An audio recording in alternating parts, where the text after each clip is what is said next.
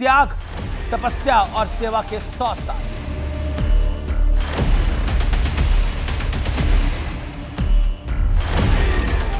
ये शतक संघर्षों का है, ये शतक देश प्रेम का है। संघ का ये शतक राष्ट्र निर्माण के महायज्ञ में अनगिनत आहुतियों का।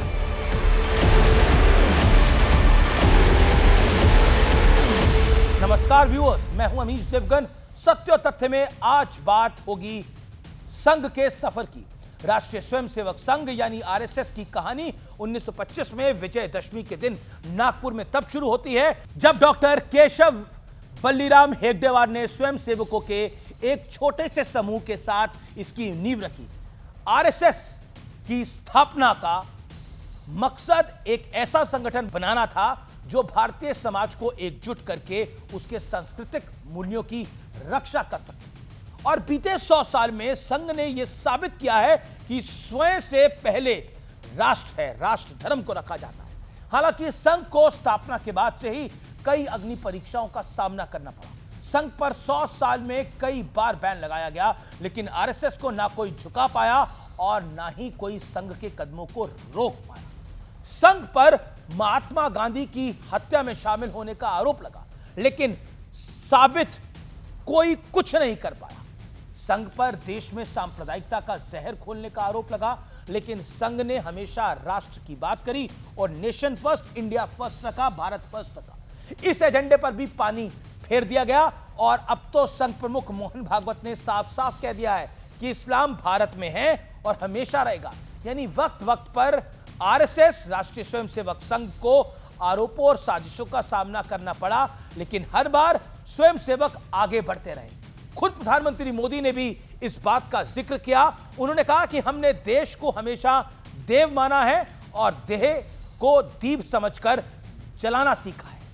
प्रधानमंत्री ने कहा संघ राष्ट्रभक्ति और सेवा की अनूठी मिसाल है। प्रधानमंत्री ने एग्जैक्टली कहा क्या, ये आप जरूर सुनिए। ऐसा नहीं है कि संघ पर हमले नहीं हुए।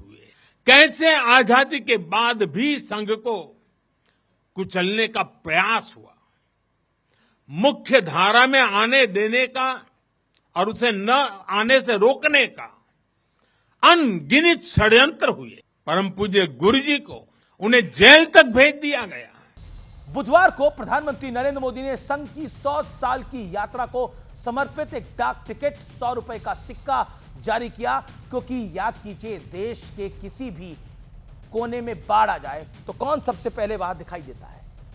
स्वयंसेवक। कहीं तूफान आए तब भी, और अगर कहीं भूकंप आ जाए तब भी देश के चप्पे चप्पे पर स्वयंसेवक सेवा के लिए सदैव तत्पर दिखाई देते हैं। वो ना उस इलाके की आबादी का धर्म देखते हैं और ना ही उस राज्य की सरकार की पार्टी। प्रधानमंत्री मोदी ने संघ के बारे में जो कहा वो इसलिए भी सही साबित होता है क्योंकि 1934 में महात्मा गांधी वर्धा में संघ के शिविर में पहुंचे थे। उन्होंने संघ की तारीफ की। 1963 की गणतंत्र दिवस की परेड में पंडित नेहरू ने राष्ट्रीय स्वयंसेवक संघ को आमंत्रित किया था। लाल बहादुर शास्त्री ने स्वयंसेवकों को युद्ध के दौरान ट्रैफिक संभालने का जिम्मा दिया था और बुलाया था। इतने बड़े बड़े लोग संघ के काम से प्रभावित थे, संघ की तारीफ करते थे, फिर भी उस पर 3 बार प्रतिबंध लगाया गया। हालांकि जिन्होंने प्रतिबंध लगाया हर बार उन्हीं लोगों ने उसे हटाया भी, क्योंकि संघ के खिलाफ किसी के हाथ एक तिनके के बराबर भी सबूत नहीं लगा।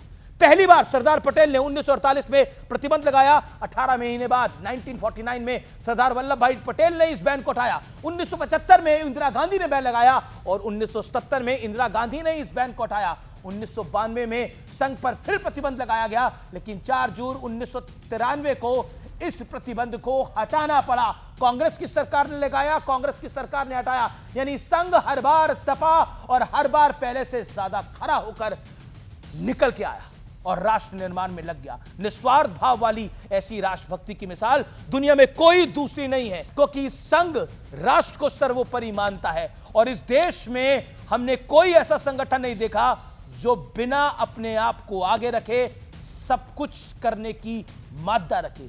ये आरएसएस ही कर सकता है और आरएसएस ने ही किया है। और राष्ट्रीय स्वयंसेवक संघ के लिए भारत की संस्कृति सबसे ज्यादा सर्वोपरि है। नमस्कार।